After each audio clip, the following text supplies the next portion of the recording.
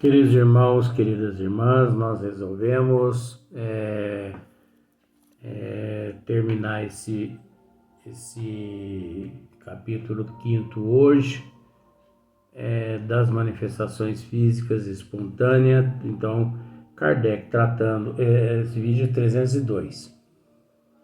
Kardec tratando, conversando com esse espírito aqui, responsável por essas manifestações físicas espontâneas numa determinada rua em Paris. Então tem uma nota de Kardec aqui, que Kardec diz assim: olha para ver como Kardec era sábio e como ele transmitia essa sabedoria a nós. Olha só. Motivou esta pergunta a natureza. Kardec fez uma pergunta. Foi por ti mesmo e de bom grado que respondestes às nossas perguntas? Presta atenção nessa pergunta de Kardec. Resposta: eu tinha um mestre. Kardec pergunta de novo: quem é esse mestre? Resposta: o vosso bom rei Luís. Aí Kardec agora esclarece uma coisa aqui, ó. Motivou esta pergunta a natureza de algumas respostas dadas, por esse espírito galhofeiro, baderneiro, que nos apareceram acima da capacidade desse espírito pela substância das ideias e mesmo pela forma da linguagem. Olha só para você ver. Nada, pois, de admirar é que ele tenha sido ajudado por um espírito mais esclarecido que quis aproveitar a ocasião para nos instruir. Agora, como Kardec descobriu que esse espírito que estava se manifestando através de uma médium, através da psicografia, porque o espírito estava ali, vou usar esse termo, ele estava se manifestando através de uma médium, através da psicografia, ela estava psicografando, e Kardec fazia a pergunta, o espírito, através da psicografia da médium, respondia às perguntas que Kardec lhe fazia. Só que Kardec, antes, olha só para você ver como que eu sou carne de pescoço. Kardec interroga São Luís assim: achas que convém evoquemos o espírito a que nos temos referido para lhes pedirmos algumas explicações? São Luís lhe responde: evoca-o se quiseres, mas é um espírito inferior que só te dará respostas muito insignificantes. Só que tem uma questão. Kardec se conscientizou-se que era um espírito muito ignorante e que lhe daria só respostas insignificantes. Só que não foi isso que Kardec presenciou, vivenciou durante o diálogo que ele teve com aquele espírito. Kardec deparou-se com duas personalidades durante a manifestação daquele espírito. Kardec se deparou com a personalidade realmente daquele galhofeiro, brincalhão, e também com a outra personalidade muito culta, que de vez em quando essa personalidade culta se manifestava através da psicografia, a psicografia ela vinha muito legível, perfeita, e os termos corretíssimos, trazendo grandes instruções. E Kardec observou também que tinha alguns termos que de vez em quando as palavras eram todas mal escritas, tudo torta, de uma pessoa assim, como se não fosse alfabetizada. Você entendeu? Olha a esperteza de Kardec. Kardec olhava a psicografia e ele percebia a caligrafia de uma personalidade não alfabetizada, sem cultura total. Mas ele já deparava com outra sequência de uma caligrafia perfeita, de uma cultura impecável. Kardec pensou, opa, não vem que não tem, isso aí eu estou dizendo. Mas Kardec pensou assim, não, ele está sendo conduzido por outras personalidades, não é só ele que está se manifestando, não. Tem outros auxiliando ele. Ele não está se manifestando sozinho, né? Por isso que Kardec fez essa pergunta. Foi por ti mesmo e de bom grado que respondestes às nossas perguntas? Eu tinha um mestre. Quem é esse mestre? O vosso bom rei Luís. São Luís, ele que estava auxiliando aquele espírito galeofeiro acima naquela manifestação psicográfica. Olha a nota de Kardec.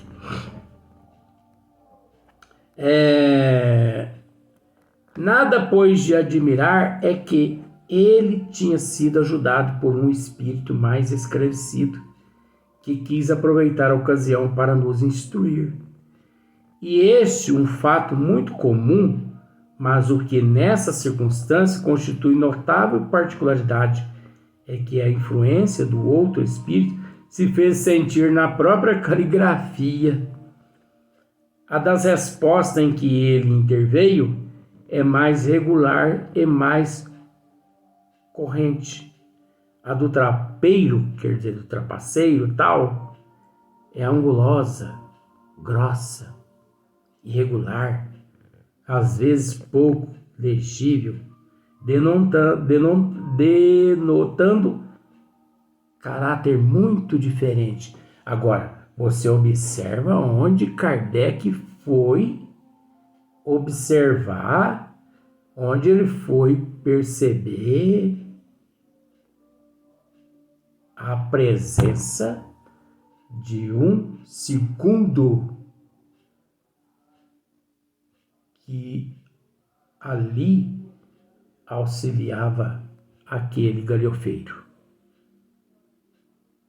Na caligrafia, o que nós não observamos nada disso, né? Nós não observamos esses fatos, né? Nós aceitamos tudo assim às claras. Tudo que nos diz, tudo que nos mostram, nós vamos aceitando. Agora, Kardec, ele era minucioso, ele era carne de pescoço. Kardec era terrível. O espírito que caísse na mão dele, vou usar esse termo simbólico, ele o torturava. No bom sentido, tá, gente? Entenda isso que é um estudo. Ele o torturava. Eu penso que os espíritos até pensavam 2, 3 vezes antes de se manifestar, porque enganavam-se qualquer um, mas menos Kardec. Tanto é que no final do Livro dos Médiuns tem um capítulo intitulado Mensagens Apócrifas. E no final vem Santo Agostinho, vem Erasto, São Luís, no final das mensagens.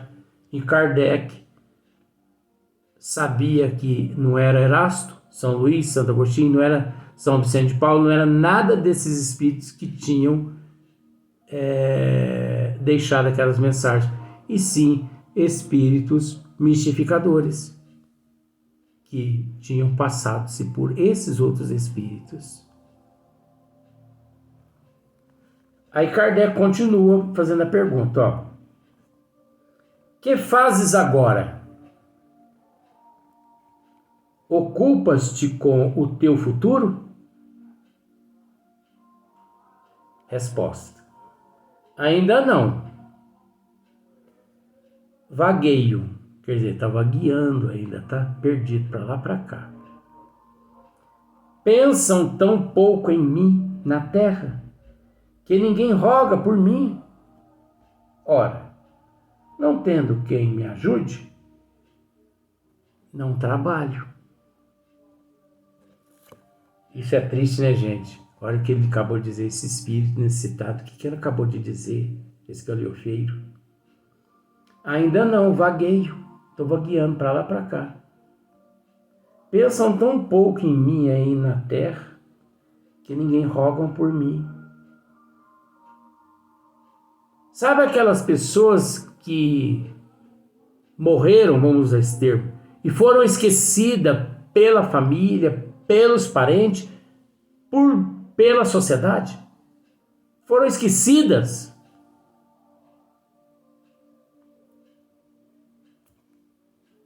Isso é tão triste. Porque se é um espírito evoluído, isso é esclarecimento. Se é um espírito evoluído, ele não se preocupa com esse momento. Ele até agradece a Deus o esquecimento da sociedade. Porque as lembranças podem, assim, atrapalhar o espírito. Porque nós não lembramos dos espíritos. A verdade é essa. Que nós não recordamos os espíritos. Nós não lembramos dos espíritos que já deixaram o corpo físico, que já morreram. Entendeu? Nós os obsidiamos. Nós incorporamos neles. Nós trazemos eles para junto de nós. Porque a saudade que nós temos deles não é saudade. É fanatismo. É doença. É obsessão. Nós nos tornamos obsessores daqueles que se encontram no plano espiritual. Mas como assim, Luiz? A nossa saudade é doentia. É uma saudade de egoísmo.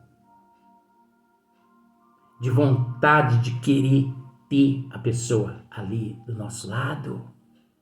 De apalpar o teu corpo. De dar o último abraço. O último beijo. De pedir-lhe perdão. De dizer eu te amo. Teve a vida inteira na terra para dizer esse inferno dessas palavras e não disse por que depois que morre vai ficar infernizando esse povo lá do outro lado. Vamos raciocinar, gente. Isso é fanatismo. Isso é obsessão. Os espíritos, eles dão graças a Deus quando a gente esquece deles.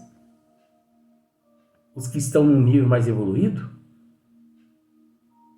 Agora nós não podemos nos esquecer que muitos espíritos, quando não estão em condições muito boas, se a gente ficar falando o nome deles 24 horas e evocando eles 24 horas, Você entendeu? E toda hora com o nome dele na boca. Gente, o pensamento tem forma. A palavra tem vida.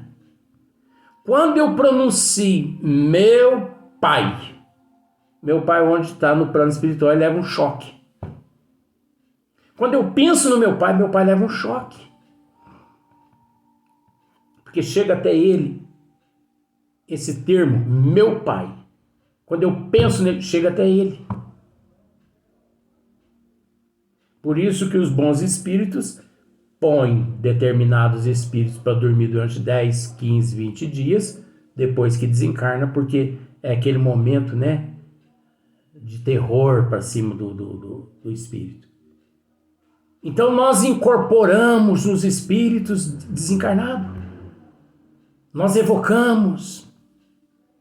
Nós trazemos ele para junto da gente. A gente não desprega deles. E ó, engraçado, eu não sei, acho que eu sou diferente mesmo. Vó Leontina mesmo está aqui do meu lado aqui. Se ela não me aparece aqui por causa dos trabalhos, eu nem penso que ela morreu, que ela desencarnou. Eu quero o quê com o desencarne da minha avó? Eu quero o quê com o desencarne dela? Que ela continue no plano espiritual por toda a eternidade longe de mim. Nós temos que aprender a nos comunicar com as almas, para depois a gente aprender a se comunicar com os espíritos. Você entendeu essa mensagem?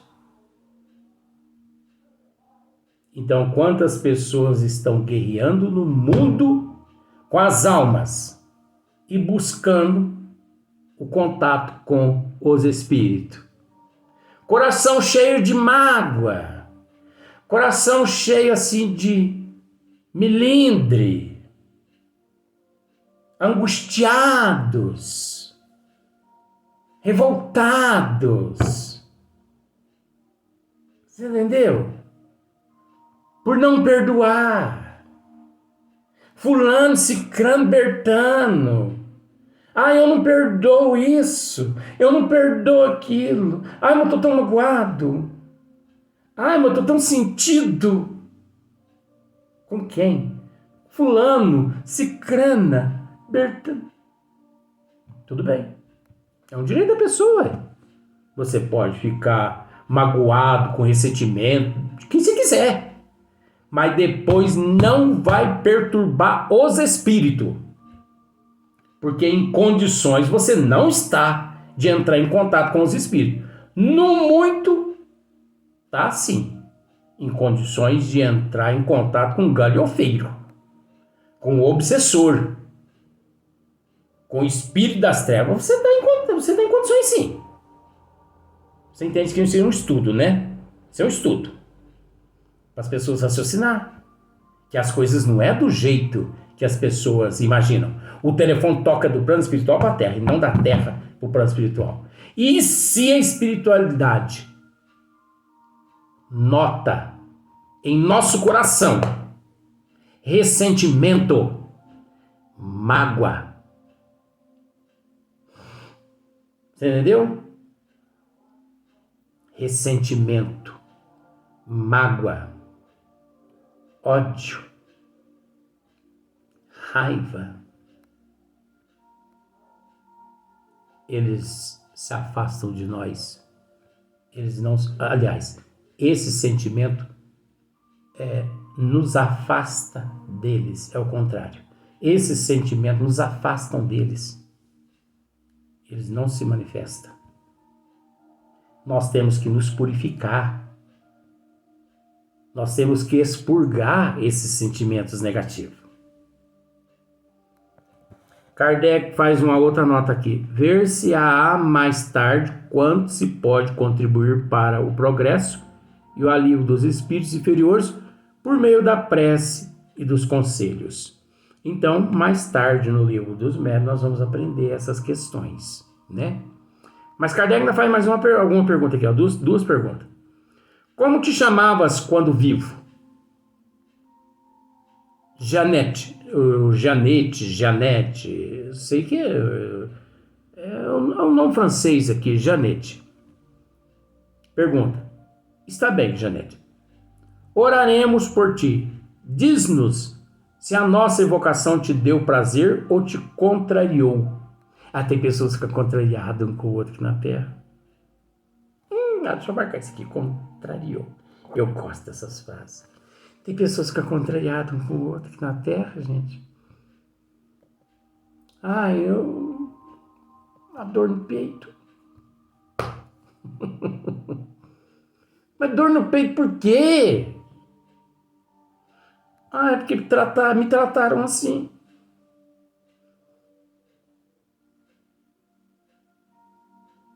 Me trataram assim. Me trataram.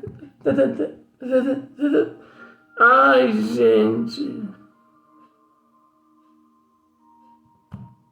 Nós nos preocupamos com coisinhas tão pobres, tão insignificantes. Nós nos prendemos às coisas tão insignificantes, tão pobres, que dá nojo. Se preocupar com mágoa, com ressentimento, se preocupar com contrariedade, é o mesmo que vomitar no prato e dar para o outro comer. Ou ofereço o prato para o outro ali que vai vomitar. Acabou de vomitar? Acabei. Então me dá aí que eu vou comer. Credo, Luiz, que Deus Padre, que nojeira! Isso é para ver a insignificância que tem. Sabe, a mágoa, o ressentimento, a contrariedade, a ofensa, sabe, aquele sentimento que me deixa com angústia, melancolia, sabe? Me humilharam, desfizeram de mim. Tem o mesmo valor, tem o mesmo gosto que um prato que uma pessoa acabou de vomitar nele. É só você acrescentar um pouquinho de sal ou um pouquinho de açúcar, se você gosta assim, né? Ou com sal ou com açúcar, só mistura um pouquinho. Mas se você não pode com sal por causa da pressão alta ou por causa do açúcar, come cru mesmo. É a mesma coisa. E isso não sou eu que estou dizendo isso, não. Isso foi Divaldo quem disse isso na palestra. Que toda pessoa que guarda no coração mágoa, ressentimento, todas essas coisinhas aí, carece de um tratamento psiquiátrico e, se possível, uma internação num hospital psiquiátrico, porque essa pessoa inspira perigo. Divaldo quem disse isso?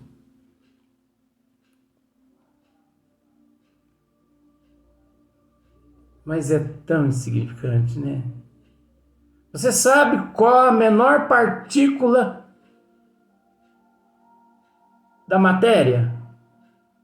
Diziam que era o átomo, mas já não é o átomo, mas é o neutrino. Então esses sentimentos todos negativos que nós carregamos, fulano me magoou, fulano me chateou, fulano me humilhou, desfez de mim. Isso é tão insignificante que o neutrino é maior do que esse sentimento. Gente, vamos evoluir, pelo amor de Deus. Então Kardec pergunta assim: está bem, Janete, oraremos por ti. Diz-nos se a nossa evocação te deu prazer ou te contrariou. Ele respondeu: antes prazer. pois que sois bons rapazes. Vivestes alegres, embora um pouco austero, porque Kardec era austero, você entendeu? Ele era austero, ele era enérgico, mas com amor. Não importa, ouviste-me, estou contente. Tá vendo só? Então, vamos nos desincorporar dos espíritos e vamos nos incorporar nas almas. O dia que nós estivermos preparados, portanto, nos incorporar nas almas, nós vamos conseguir o contato com os espíritos. Essa é a psicologia.